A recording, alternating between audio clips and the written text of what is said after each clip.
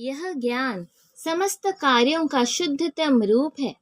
जैसा कि वैदिक साहित्य में बताया गया है, पद्म पुराण में मनुष्य के पाप कर्मों का विश्लेषण किया गया है और दिखाया गया है कि ये पापों के फल है। जो लोग सकाम कर्मों में लगे हुए हैं, वे पापपूर्ण कर्मों के विभिन्न रूपों एवं अवस्थाओं में फंसे रहते हैं। उदाहरणार्थ, जब बीज बोया जाता है तो तुरंत वृक्ष नहीं तैयार हो जाता। इसमें कुछ समय लगता है। पहले एक छोटा सा अंकुर रहता है, फिर यह वृक्ष का रूप धारण करता है। तब इसमें फूल आते हैं, फल लगते हैं और तब बीज बोने वाले व्यक्ति फूल तथा फल का उपभोग कर सकते हैं। इसी प्रकार जब कोई मनुष्य पाप कर्म करता है तो बीज की ही भांति इसके भी फल मिलने में समय लगता है। इसमें भी कई अवस्थाएं होती है। भले ही व्यक्ति में पाप कर्मों का उदय होना बंद हो चुका हो, किंतु किए गए पाप कर्म का फल तब भी मिलता रहता है। कुछ पाप तब भी बीज रूप में बचे रहते हैं, कुछ फलीभूत हो चुके होते हैं, जिन्हें हम दुख तथा वेदना के रूप में अनुभव करते हैं। जैसा कि 7वें अध्याय में के 28वें श्लोक में बताया गया है कि जो व्यक्ति समस्त पाप कर्मों के फलों बंधनों का अंत करके भौतिक जगत के द्वंद्वों से मुक्त हो जाता है, वह भगवान कृष्ण की भक्ति में लग जाता है। दूसरे शब्दों में, जो लोग भगवत भक्ति में लगे हुए हैं, वे समस्त कर्म फलों बंधनों से पहले से मुक्त हुए रहते हैं। इस कथन की पुष्टि पद्म पुराण में हुई है। जो लोग भगवत भक्ति में रत है, उनके सारे पाप कर्म चाहे फलीभूत हो चुके हो, सामान्य हो या बीज रूप में हो, क्रमशः नष्ट हो जाते हैं। अतः भक्ति की शुद्धिकारिणी शक्ति अत्यंत प्रबल है और पवित्रतम उत्तमम अर्थात विशुद्धतम कहलाती है। उत्तम का तात्पर्य दिव्य है। तमस का अर्थ यह भौतिक जगत या अंधकार है और उत्तम का अर्थ भौतिक कार्यों से परे हुआ। भक्तिमय कार्यों को कभी भी भौतिक नहीं मानना चाहिए। यद्यपि कभी कभी ऐसा प्रतीत होता है कि भक्त भी सामान्य जनों की भांति रत रहते हैं। जो व्यक्ति भक्ति से अवगत होता है, वही जान सकता है कि भक्तिमय कार्य भौतिक नहीं होते, वे आध्यात्मिक होते हैं और प्रकृति के गुणों से सर्वथा अदूषित होते हैं। कहा जाता है कि भक्ति की संपन्नता इतनी पूर्ण होती है कि उसके फलों का प्रत्यक्ष अनुभव किया जा सकता है।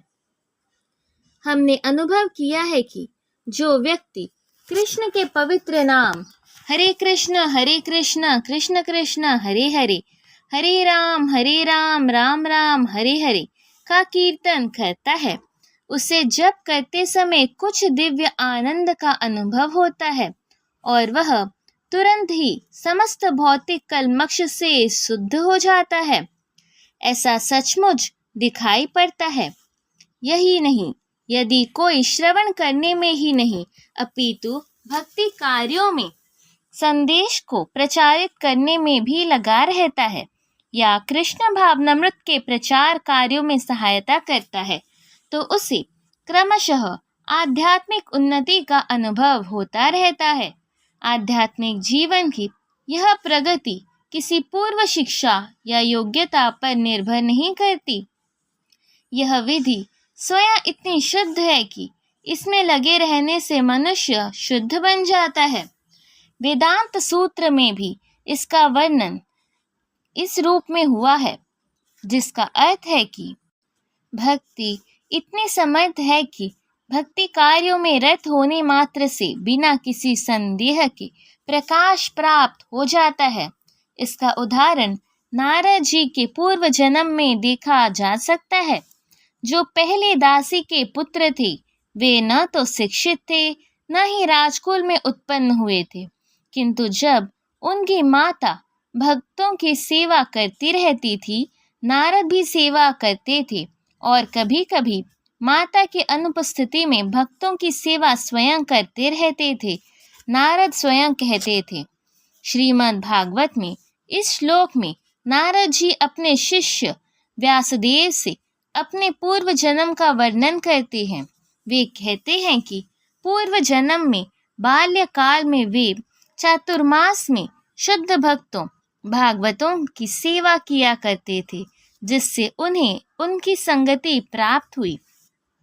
कभी कभी वे ऋषि अपनी थालियों में उच्छिष्ट भोजन छोड़ देते और यह बालक थालियां धोते समय उच्छिष्ट भोजन को चखना चाहता था।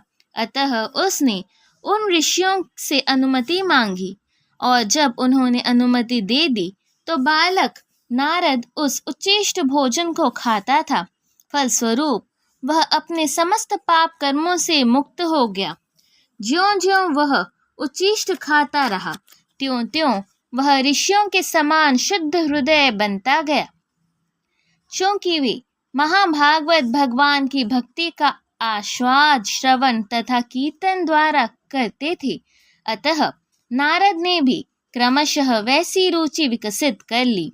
नारद आगे कहते हैं, ऋषियों की संगति करने से नारद में भी भगवान की महिमा के श्रवण तथा कीर्तन की रुचि उत्पन्न हुई और उन्होंने भक्ति की तीव्र इच्छा विकसित की।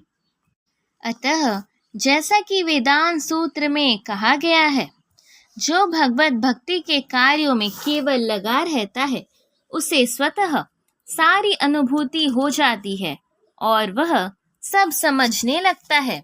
इसी का नाम प्रत्यक्ष या प्रत्यक्ष अनुभूति है। धर्म्यम शब्द का अर्थ है धर्म का पथ। नारद वास्तव में दासी पुत्र थे।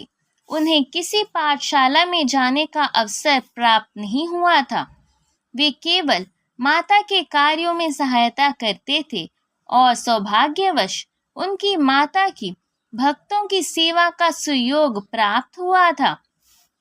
बालक नारद को भी यह सुअवसर उपलब्ध हो सका कि वे भक्तों की संगति करने से ही समस्त धर्म के परम लक्ष्य को प्राप्त कर सके।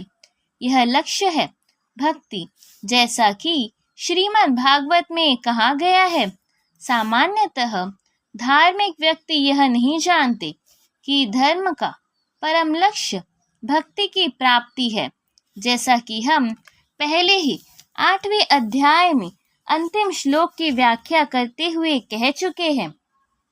सामान्यतया आत्म साक्षात्कार के लिए वैदिक ज्ञान आवश्यक है, किंतु यहाँ पर नारद न तो किसी गुरु के पास पाठशाला में गए थे, न ही उन्हें वैदिक नियमों की शिक्षा मिली थी, तो भी उन्हें वैदिक अध्ययन के सर्वोच्च फल प्राप्त हो सके।